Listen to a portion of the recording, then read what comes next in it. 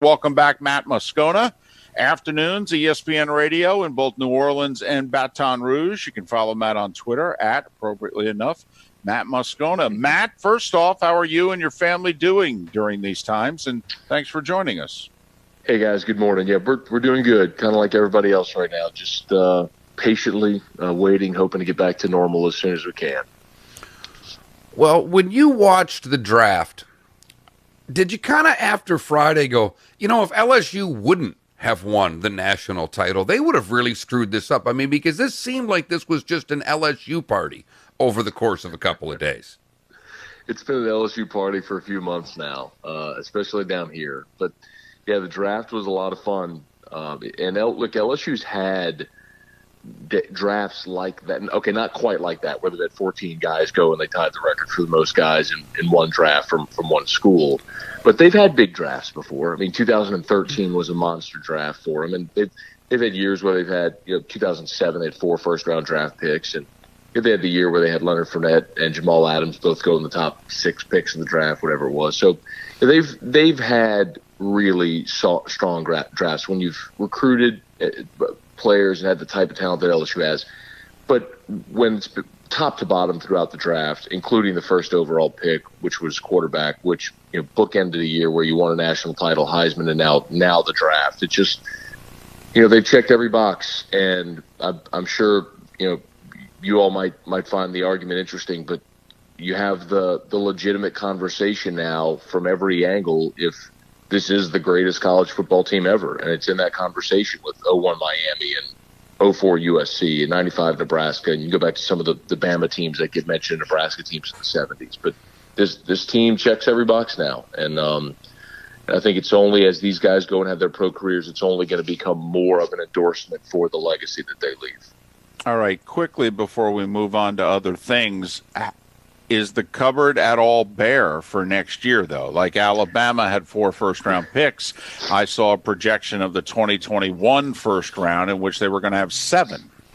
So I'm just curious as to, does LSU need 15 minutes to regroup here, or are they okay? Well, in the SEC, you don't get 15 minutes to regroup. You better be ready to roll. So I would say it's a really interesting conversation because if you roll through everything LSU lost, if you just want to put a number to it, ESPN Stats and Info has LSU 127 in the country out of 130 as far as returning production. So everybody's gone. I mean, Burrow and Clyde and Jefferson and Moss. I mean, everybody. The flip side of it is if I went and ran through the list of what they have returning, you'd go, well, damn, they're going to be really good. Like if you could block out of your mind, which is impossible to do, like everything they lost and just look at everything coming back, you go, that's a really good team. And so that's kind of the standard that Alabama has set, right? Because they get 10 guys that get drafted every year, and they lose coordinators every year, and every year they're right there in the mix in the playoffs. So for LSU, the challenge is getting to that level where you've recruited well enough over a long enough period of time, especially at quarterback, to where you can lose that wave of talent every year, but you're going to be right there in the mix again. And this is going to be the interesting sort of pendulum year for LSU because they've got enough to be really competitive. And if you look at the SEC, guys, I could make a legitimate argument that the best quarterback in the SEC returning is Kellen Mond. Like, it's not a great quarterback year in the SEC, which means it could be a really wide open conference this year. If we play football, when we play football, Right. hopefully we play football. What's the vibe around there when it comes to college football? Because we know that the NFL can play without any fans and be very successful financially. College ball can't. I mean, there's every Saturday in Baton Rouge, that's probably $6-7 million that comes through the door when they play a game times 6 or 7 every year. That's a huge amount of money to an athletic department. What's the vibe right now of what you're hearing, what they're trying to do? A, to get kids back on campus, because that seems to be the most important thing to play football on Saturday. But B, as to how aggressively they want the football season to start on time with fans. So on time with fans is going to be, I think, the big question.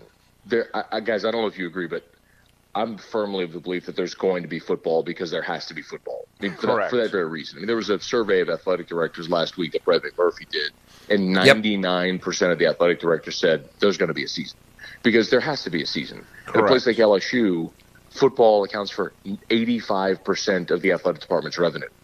If you don't have football, you don't have an athletic department. Period. Like that's just all there is to it. So there has to be a season in some way. If it's delayed, if it's spring, whatever. So your timing's interesting though, calling me today because yesterday afternoon, LSU's interim president did an interview with the Baton Rouge Press Club and announced that they will have students on campus in the fall. So we're starting to see those dominoes fall. Last week, I know Missouri's president said the same thing. Oklahoma State said the same thing. And so if you kind of pay attention around the country, Oregon last evening, their president said the same thing. So in little pockets all over the country, you're seeing university leaders say, yes, our campus is going to be reopened again for in-person instruction in the fall. So that's the first big domino to fall for there to be football. Now, if the campus is still closed throughout the summer, then you can't really have any pre-season workouts or anything of that nature. So maybe that happens early fall and you start the season in October. I think that's plausible. I don't know that I'm convinced they can have a season where you eliminate games because the revenue of the non-conference games is critical. So maybe you just take everything and move it back a month and still have your full 12-game schedule and you just push into February instead of into January. I think that's plausible. I think anything's on the table. But one thing that I'm convinced of is there will be football. There will be football with fans. It just may not start on Labor Day weekend. Talking LSU and the Saints with Matt Moscona of ESPN in New Orleans and Baton Rouge. First off, Jameis. A, did that get finalized yesterday? And B, your thoughts on him as the number 2 quarterback. I'm not enamored with Taysom Hill. I think that this is a huge smokescreen that Peyton and the Saints have put on Taysom Hill and everybody else. But your thoughts on Jameis as Breeze's number 2 in a Super Bowl or bust year once again for the Saints. So is it finalized? My understanding is there was something with the contract where if they waited until like 4:00 on Monday, there was some concession in the cap number. So waiting to put pen to paper another day is, I think, why it hasn't been formally announced yet. I love it, by the way. I kind of took a victory lap yesterday. Back in early or late March, about a month ago, I basically did this big, long diatribe on my show why they needed to go sign Jameis Winston after the Bucs cut him. Because we saw the model in New Orleans a year ago with Teddy Bridgewater. Breeze bangs his thumb on Aaron Donald's helmet. He misses 5 games. Thank God you had Teddy Bridgewater. It's why the Saints paid him $7.2 million to be the highest paid backup in football, because it's the best insurance policy you can have. And Jameis Winston, to have a quarterback that started 70 games, one of 8 quarterbacks in the history of football that's thrown for 5,000 yards in a season. He's in his physical prime. He's only 26 years old. He's got, you all know this, but he's got all the physical ability in the world. And people who are the naysayers, they bring up the crab legs and they bring up the 30 interceptions. Well, Brett Favre threw 59 more interceptions than any quarterback in the history of the NFL. People sort of revere him. And I ran through a list of a dozen quarterbacks that had 30-plus interception seasons or 20-plus interception seasons. Some of the all-time greats. Peyton Manning had a 28 interception season. Drew Brees threw 22 picks in 2010. My point is, I'm not absolving Jameis Winston from some of his knucklehead behavior and decision-making on the field, but there's just no franchise in football that's going to have a backup quarterback that started 70 games, that's led the league in passing, that knows the NFC South, oh, by the way, knows your personnel and the personnel of at least 6 games you're going to play, the 2 against the Panthers, Falcons, and Bucks. This is an absolute no-brainer. It's anybody that argues to the contrary is so blinded by their distaste for what they perceive the man to be because of some of the off-the-field shenanigans and maturity issues that they're blinded and can't see how much this makes sense on the field for New Orleans. And one of the reports I saw was that it was going to be at $3.5 million. It's a dirt cheap, nothing contract. So man, it makes too much sense to bring in Jameis Winston as Drew Brees' backup. Hey, we've said for years on this show, if he plays 3 games, can your backup quarterback go 2-1? And Yeah. Jameis can. And you look at Pittsburgh a year ago with a competent backup, they probably make the postseason. And if they run into the same thing with Roethlisberger because they lost out to New Orleans on Jameis, we'll see how this works out. The other thing that the Saints did, in our opinion, really well is draft. They are a team that's close. You don't need to bring in 14, 11, 8 guys. You need to bring in guys that can help. They went and got Zach Bond. That's a need. They got Ruiz, who can plug and play right now. And they go out and get what most people think was the second best tight end in the draft. I might have wanted to see a receiver early because you'd love to see some help for Thomas. But at the end of the day, it's tough to look at what the Saints did draft-wise and criticize it very much from my end. How do you see it? Well, I think it's also – I think the other part that sort of goes on the Saints side is, like, for the last 3 years in the draft, they've been riding a heater. I mean, they've just been exceptional at this. Since they brought Jeff Ireland into that room with Sean Payton and Mickey Loomis, they've been awesome on draft day. And when you're the Saints and you've been to the playoffs and been so close each of the last 3 years, you don't have a ton of holes in your roster. Like, I actually combed through the current roster yesterday, and as best I can tell, there's probably 2 like, spots on the roster that are wide open. If they want to have a 6th receiver and their last cornerback spot, like, that's it, really. So, to your point about not bringing in 14 guys, like, they literally just don't have room for a full draft class. Like, if they had drafted 7 guys, they're cutting half the draft class because they just don't have room for them. So I agree. They got aggressive. They traded assets. They moved up to go quality over quantity. I think Zach Bond is an immediate impact guy in the middle of that defense. I'm curious about Troutman, the tight end. That certainly seemed like a big-time value pick, but they did sign Jared Cook a year ago to a big contract. Now, Cook, if they like Troutman enough, Cook could be a contract casualty because they could save $5 million against the cap if they cut Jared Cook. If they're convinced Troutman and Josh Hill, and Sean Payton loves to use multiple tight ends. So if they're convinced Troutman can be their starting tight end and they got Josh Hill and Garrett Griffin behind him, they may cut Jared Cook and save $5 million against the cap. And then Cesar Ruiz, the center that they drafted, they drafted a center last year with their top pick, Eric McCoy out of A&M, and he started all 16 games.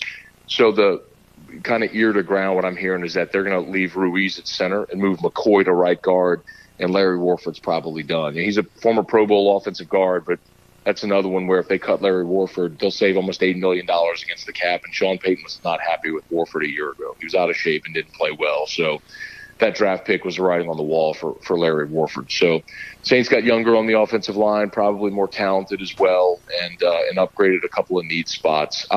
I'll be interested to see if they add a receiver somewhere along the line, but they've also – Sean loves his undrafted free agent guys as well, and they got a couple from a year ago that played for him, and Emmanuel Butler and Lil Jordan Humphrey from Texas, who guys who actually got on the field in regular season action. So maybe if in camp, whenever they have camp, one of those guys progresses, that may take away the need for another receiver for another year anyway. But they're primed. I mean, if they stay healthy and do what they're capable of, this is a team we should be talking about in late January and hopefully early February. Well, no team has won more games over the last 3 regular seasons than the Saints. 37 wins over 3 years. That's over 12 per season. That right guard had a rough time in the playoff game against the Vikings. That is for sure. Very quickly, how close, however, do you feel the Bucs have gotten? I mean, we acknowledge the Saints are the team to beat. Hell, they may be the team to beat in the entire conference. But how close do you feel with the moves that Tampa Bay has made? How close do you feel? If the Saints are a 12 or 13 win team, how do you view the Bucs?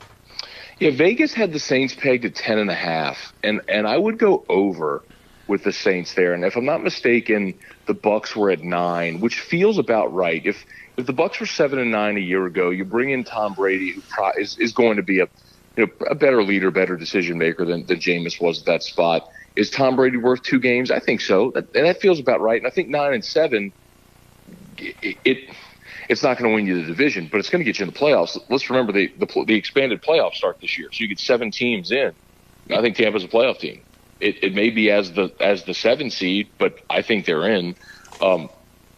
I've always been enamored with the skill Tampa has on offense.